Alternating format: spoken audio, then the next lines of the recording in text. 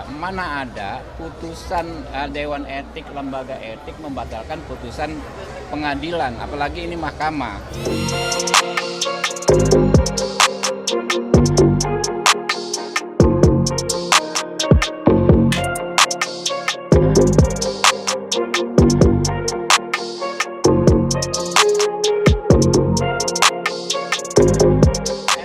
Kita pun tahu juga mana ada putusan Dewan Etik, Lembaga Etik membatalkan putusan pengadilan, apalagi ini mahkamah.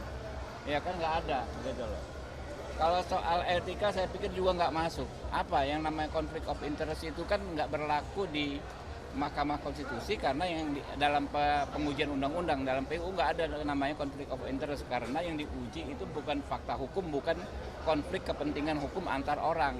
Tapi itu adalah erga omnes, peraturan perundang-undangan, norma peraturan perundang-undangan yang mengikat rakyat banyak. Saudara Saldi Isra sendiri, seorang hakim konstitusi menguji pasal, uji materi terkait pasal yang menguntungkan dirinya seorang diri.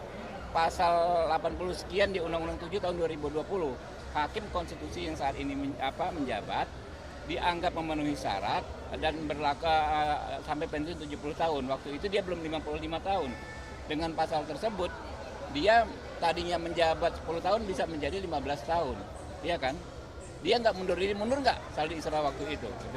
Apakah dia dihukum konflik of interest? Nggak ada. Gitu loh. Jadi kalau nanti Anwar Usman dipermasalahkan konflik of interest, Saldi Isra harusnya juga dipersoalkan. Lebih parah kalau Anwar Usman cuma terkait dengan anak dari ponakan dari istrinya. Kalau ini dirinya sendiri gitu loh. Dan sudah beberapa kali Mahkamah Konstitusi mengadili perkara tentang Mahkamah Konstitusi sendiri. Apakah konflik of interest? Semua hakim MK, menurut saya hampir semua MK beberapa periode ini, termasuk Pak Jimli sendiri, setahu saya pernah mengadili uji materi terkait Mahkamah Konstitusi.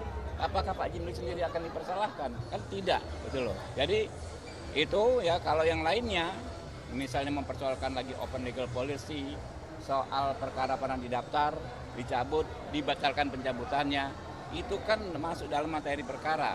Dalam hukum ada istilah akhir dari perdebatan hukum adalah putusan. Jadi kalau sudah diputus nggak ada debat lagi dan setiap putusan pengadilan harus dianggap benar. Itu hal mendasar, prinsip mendasar dalam bidang hukum. Jadi kalau pertanyaannya apakah kita khawatir putusan MK dibatalkan? Tidak mungkin secara akal sehat, ya. Tidak mungkin secara konstitusi. Tidak mungkin secara azas hukum. Kemudian apakah putusan MK akan menyatakan misalnya Anwar Usman melanggar kode etik karena persoalan konflik of interest? Menurut saya tidak mungkin karena mengacu pada praktek-praktek sebelumnya, ya.